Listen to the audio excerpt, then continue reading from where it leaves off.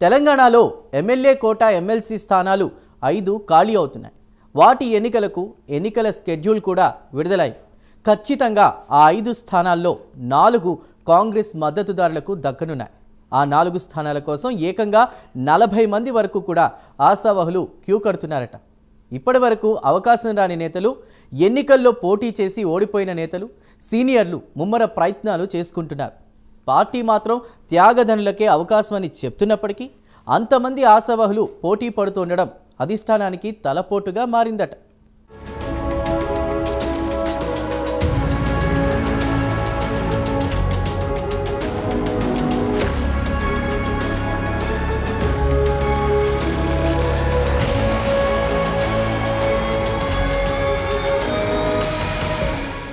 తెలంగాణలో 5 ఎమ్మెల్యే కోట ఎమ్మెల్సీ స్థానాలకు ఎన్నికల స్కెడ్యూల్ విడుదలైంది.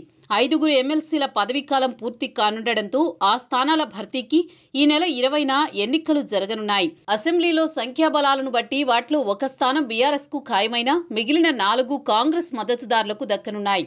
దాంతో పలువురు ఆశావహులు ఎవరి స్థాయిల్లో వారు లాబియింగ్ చేసుకుంటున్నారు.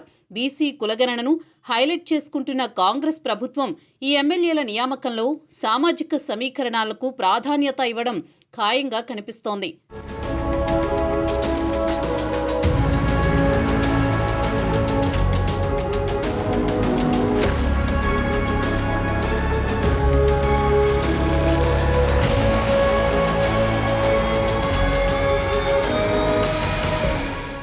అసెంబ్లీలో కాంగ్రెస్ సంఖ్యాబలం ఆధారంగా ఎమ్మెల్యే కోటా కింద ఉన్న 5 ఎమ్మెల్సీ స్థానాల్లో కాంగ్రెస్ 3 స్థానాలను సులభంగా గెలుచుకోగలదు.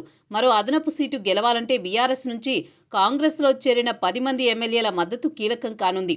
అయితే ఎంఐఎం, సిపిఐలు 1 సీటును ఆశిస్తున్నాయి. కాంగ్రెస్తో పొత్తులో భాగంగా సిపిఐ 1 సీటు కాంగ్రెస్ను అడుగుతోంది.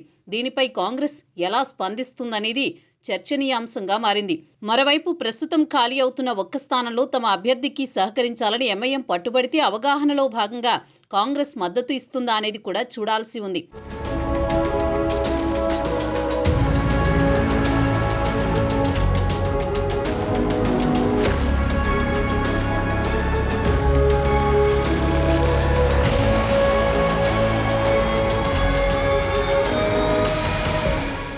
కాంగ్రెస్ ఈ ఎమ్మెల్సీ అభ్యర్థుల ఎంపికకు సంబంధించి గాంధీభవన్లో విస్తృత స్థాయి సమావేశం నిర్వహించనుంది. తెలంగాణ కాంగ్రెస్ వ్యవహారాల కొత్త incharge Meenakshi Natarajan, CM Revanth Reddy, PCC అధ్యక్షుడు మహేష్ కుమార్ గౌడ్లు ఈ కీలక సమావేశంలో ఏ నిర్ణయం తీసుకుంటారు అని నేతల్లో ఉత్కంఠ నెలకొంది. పార్టీ మారిన బీఆర్ఎస్ ఎమ్మెల్యేలు ఎంఐఎం మద్దతుతో ఖాళీ కానున్న 5 స్థానాలలో 4ంటిని ఖచ్చితంగా కైవసం చేసుకోవాలని కాంగ్రెస్ పావులు కదుపుతోంది. అయితే ఎవరికి ఇవ్వాలని కాంగ్రెస్ తర్జన భర్జన పడుతోంది.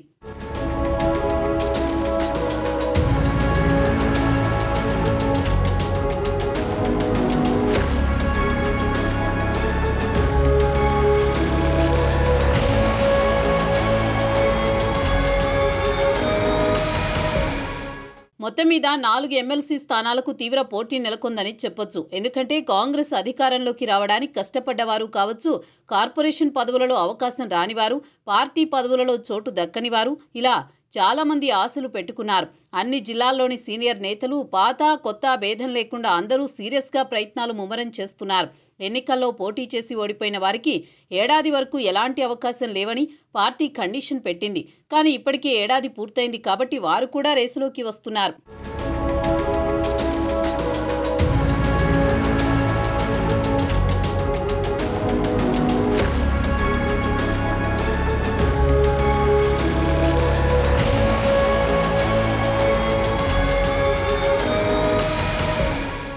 సామాజిక వర్గాల వారీగా 4 స్థానాలకు 40 మంది వరకు పోటీ పడుతున్నారని తెలుస్తోంది. అయితే బీసీ కులగణన జరగడం, తెలంగాణలో 50% పైగా బీసీలు ఉన్న నేపథ్యంలో బీసీలకే ఎక్కువ శాతం అవకాశం ఇవ్వాలని ఆ సామాజిక వర్గ నేతలు ఒత్తిడి తెస్తున్నారు. ఎస్సీలకే అవకాశం ఇవ్వాలని ఆ సామాజిక వర్గ నేతలు పట్టుబడుతున్నారు. ఎస్టీ నేతలకు ఇప్పటివరకు ప్రాధాన్యత దక్కలేదని, ఖచ్చితంగా ఛాన్స్ ఇవ్వాలని ఆ వర్గం నేతలు డిమాండ్ చేస్తున్నారు. మరోవైపు రెడ్డి సామాజిక వర్గానికి చెందిన నేతలు కూడా హైకమాండ్పై ప్రెజర్ తెస్తుండటంతో హైకమాండ్ ఏం చేయాలో పాలుపోని స్థితిలో ఉందట. మొత్తానికి 4 ఎమ్మెల్సీ పదవుల కోసం 40 మంది పోటీ పడుతుండటంతో ఆ లక్కీ 4 ఎవరనేది చూడాలి.